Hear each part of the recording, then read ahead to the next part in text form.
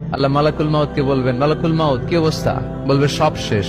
মাইয়াপ্পা, কে বাকি? মালাকুল মাউত বলবে জিনেরা বাকি, যাদেরকে দেখা যায় না। আল্লাহ বলবেন জিনদেরকেও শেষ করে ফেলো, রুহু কবজ করো। মালাকুল মাউত আজরাইল জিনদের রুহু কবজ করবে। আল্লাহ এবার জিজ্ঞেস করবে, ইয়া মালাকাল মাউত আখবিরনি মাইয়াপ্পা, এবার বলো আর কে বাকি? মালাকুল মাউত বলবে, আল্লাহ মানুষগুলো সব শেষ, জিনগুলাও শেষ, এবার বাকি ইবলিস শয়তান। কে বাকি?